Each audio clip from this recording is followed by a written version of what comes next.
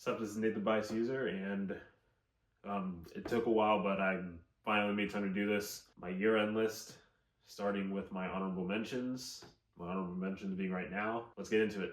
Rochelle Jordan shows up with a foggy and somewhat dark house highlight with Through the Wall. Next, singer, rapper, and member of K-pop group Blackpink, Lisa to be specific, refuses to hold back with what she can bring with her collaborators, including but not limited to Rosalia, Doja Cat, and Megan Thee Stallion, while throwing her own punches on her debut solo record, Alter Ego. So much variety in combinations that could all simply be categorized as pop, but sometimes she'll go pop rap, and even bring in some disco aspects. It all makes a fun record that I will never take for granted. Much like Rico Nasty on her new album Lethal, which is one way of putting her aggressive rapping with aggressive instrumentals. But I have to give it to how sweet and adorable she sounds during On the Low. Next, Baltimore artist Nourished by Time with The Passionate One, where I have to say, expect to get mesmerized by the vocals that create a good blend with the thick yet clean production with an overall soulful feel. After this, rap metal album from duo Ho99o9-Tomorrow We Escape hits as hard as its digital sound allows. There's also this new post-metal group, Heirs, that made a good first impression with Life is Violence.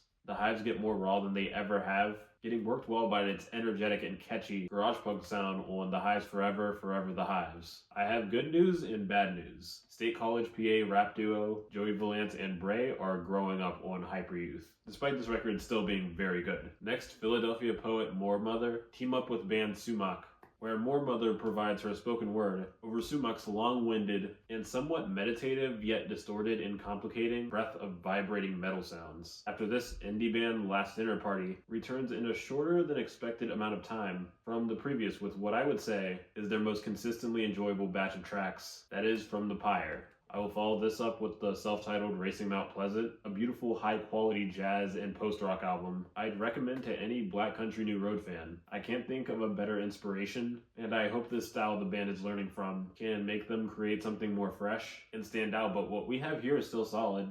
Mei Semones provides breathtaking jazz pop and a bit of a bossa nova spin while giving it all in vocal performances in both English and Japanese on Animaru. Bedroom pop sensation Beach Bunny gives a power pop hitting but emo in the lyrics record Tunnel Vision that not only feels like vocalist Lily Trafilio is getting personal, but also talking about a grander scheme of young adults and how they are affected by our overall society and simply the way things are, especially in America. And even outside of lyrics, if you're looking for a high-quality power pop record, I wouldn't ignore this. Next, Tyler, the Creator, seems to be casually making the pop music he's always wanted to make on Don't Tap the Glass. And I'm not complaining, he's having a good time. And I'm having a good time listening to him having a good time. After this, 90s Avant pop band, originating from London, Stereolab, returns with their first in 15 years, but my favorite of theirs in over 20, Instant Holograms on metal film, containing some of my favorite dense and noisy jazz-like psychedelic rides I've had this year. It's rather funny how a lot of good things can start horrible trends, like TikTok music, but hey,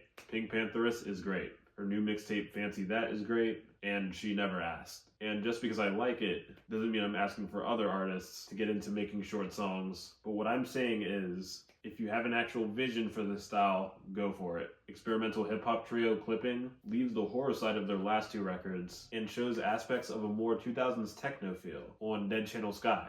Great album, but I can still see a better and more groundbreaking version of this in the future, but regardless, I always love seeing them try something new. With this new Natalia Lafourcade record, Cancionera, herself alongside her live team and collaborators make a well-done live-sounding Latin folk record that provides spot-on execution, considering its lack of digital edits. I ended up enjoying the new Asian Glow album that dropped at the start of 2025, 111-00011, very stormy and windy production, making a shoegaze sound, allowing for a dramatic direction with the instruments. And finally, I'd like to close this off with the latest King Gizzard and the Lizard Wizard record, Phantom Island, where their typical prog and psychedelic rock sound gets on a more orchestral surrounding. Just King Giz once again doing whatever they please. I still think it's wild how I once thought this band was two bands, but made an album together. Like King Gizzard had their own thing going. Same with the Lizard Wizard. But anyway, those are my honorable mentions. It breaks my heart not to have some of these on my actual top 50, but that says a lot about my top 50. So until then,